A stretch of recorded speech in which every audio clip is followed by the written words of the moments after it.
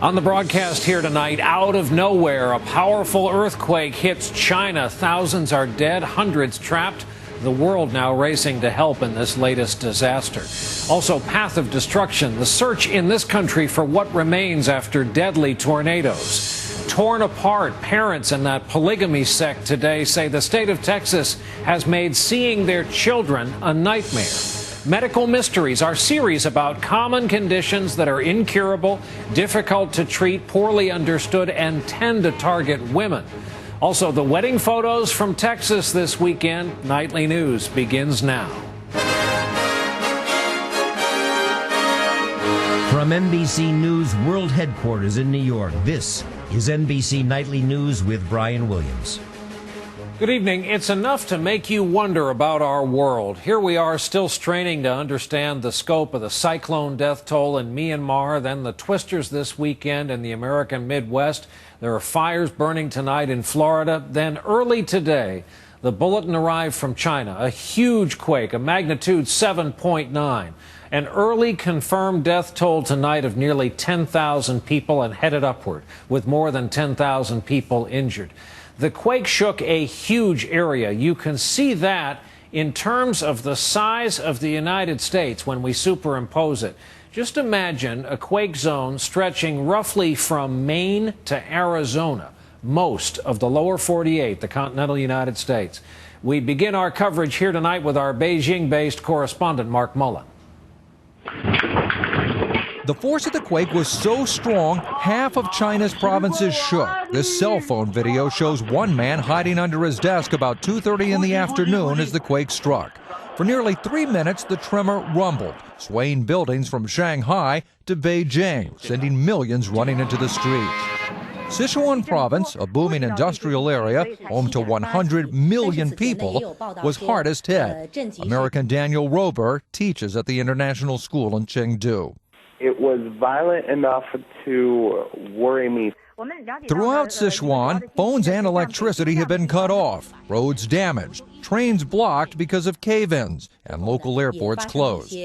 Peter Goff, a bookseller in Chengdu, talked to friends in Wenchuan, the quake's epicenter.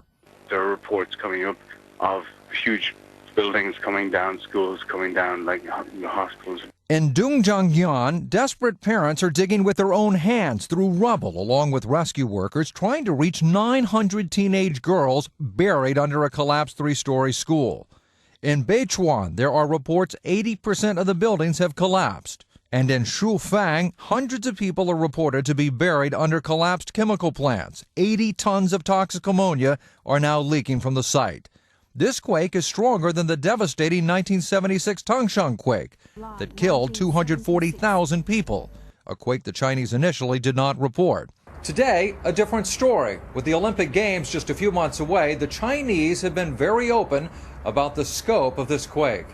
Quickly televising pictures of Prime Minister Wen Jiabao taking charge of the operation, dispatching thousands of police, army troops, and rescue workers.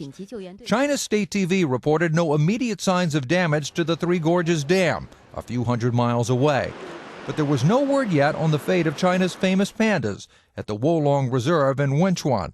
The reserve is home to 80% of the surviving wild pandas. So far, there have been at least 80 aftershocks. Hospital workers set up outside clinics, even moving newborns for safety. Tonight, thousands of people in Sichuan are sleeping outside, not knowing when it will be safe to go back inside. Mark Mullen, NBC News, Beijing. Earlier this afternoon, I was able to speak by phone with Robert Siegel. NPR listeners will immediately recognize his name and voice as the anchor of the broadcast, All Things Considered. Somewhat amazingly, Siegel and his NPR team were in Chengdu, China this week, taping a week's worth of broadcasts on that part of China. Then came the quake. Today, I asked him what it was like when it first hit. Well, initially it was very unsettling. I was in my room on the 27th floor of the hotel in Chengdu, and what felt like a huge gust of wind against the building set the building shaking and swaying a lot more than any wind ever should. And all members of your team are well, and you'll be okay enough to proceed about reporting the story, and now it's after effects. Yes, we're all fine, and I think we have some folks stranded at the airport in Beijing or unable to get flights out to join us here, but everybody is well. Indeed, in Chengdu, a rather large city, the losses, I gather, are rather slight. Most of the city is undamaged. But like everybody here, I think we feel very jangled nerves, and up and down the roads, you see people sitting, sleeping out on the sidewalk in parks under umbrellas because there was a drizzle. Just a lot of anxiety about getting back into the building after you felt that building tremble so much. Here is NPR having planned for a long time to spend this time in China for a week's worth of broadcast to spotlight that nation, and here you are now in the middle of a news story no one could possibly see coming. And we picked this city that no one's heard of, Chengdu, and I think we're all hearing of it right now.